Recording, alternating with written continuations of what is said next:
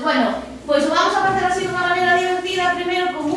con un concurso no que ides a poder participar, ides a ser 2 equipos, entonces vai pasamos así, mientras explico o concurso, ides a ser 2 equipos, entonces, un equipo gorras azuis, equipo gorras blancas.